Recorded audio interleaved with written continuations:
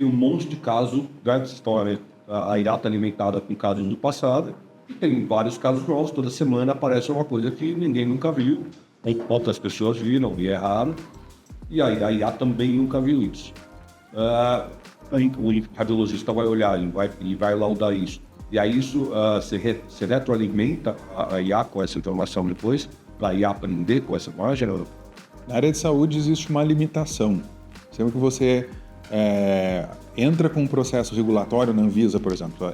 Anvisa, esse aqui é meu algoritmo 1.0 que detecta hemorragia intracranial. Eu posso até capturar essas imagens. Eu posso ter um contrato onde todas as imagens voltam.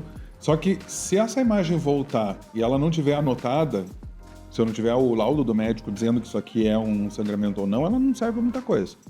Né? Ela é uma imagem aleatória. O treinamento de um algoritmo de hemorragia eu vou criar um algoritmo a partir de 1000 imagens. E 1000 imagens anotadas. Isso é hemorragia, isso aqui é hemorragia, isso não é, isso é, isso não é, isso não é. O algoritmo começa a entender padrão e a partir desse padrão, quando ele cria esse padrão, você joga mais uma quantidade que você sabe o que é. E essa é a validação. Então você tem a construção do algoritmo e depois a validação.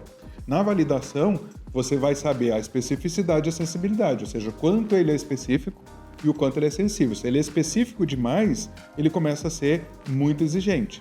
Se ele é sensível demais, ele começa a dar alerta para tudo, né? Então, o que o Daniel falou, né? O ajuste entre uma AI muito sensível ou muito específica, ela é um balanço.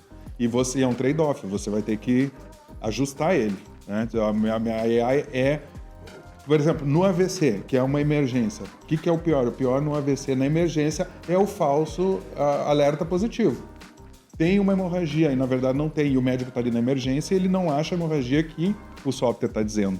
Aquilo ali é muito ruim, atrapalha o fluxo, né? A gente ajustou a nova versão de algoritmo de hemorragia para 99,7%. Mas, em 0,3% dos casos, ele vai dar um alerta dizendo que tem hemorragia e não vai ter. Bem, eu acho que entra na resposta do Renato e no que eu também estava falando anteriormente. Quando a gente pega a evolução da tecnologia, eu até brinquei, né, no começo, eu trabalho com inteligência artificial desde a época que não usava esse termo, porque a gente usava muito a questão de classificadores, porque era literalmente extrair as informações que o radiologista dava daquele laudo, as marcações, e depois fazer os treinamentos, principalmente com os machine learnings, que é o que a gente tinha anteriormente, e nos últimos anos, principalmente com essa evolução exponencial da questão computacional, a gente começou a utilizar o aprendizado profundo, que até no começo começou com muita discussão, mas legal. Eu sabia antes que a IA estava falando que aquilo era um nódulo, porque você especificava que tinha uma intensidade diferente, que tinha outra contorno diferente, que tinha uma informação física, entre aspas, que você conseguia diferenciar. Quando você entra com as redes convolucionais, com learning, na verdade, os algoritmos começam a entender características que você não consegue nem passar para o médico. Ele está se baseando nisso ou naquilo, porque dentro das redes convolucionais chegou especificamente naquele resultado.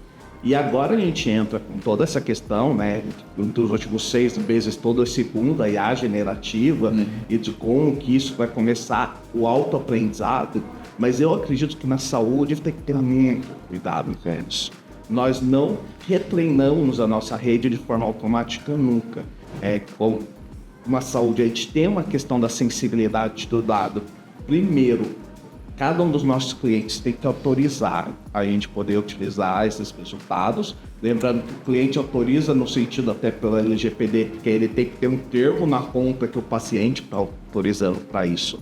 E sempre que a gente tem um exame com achado, isso vai passar por uma série e onde a gente tem 3 radiologistas especialistas que vão conferir essa informação.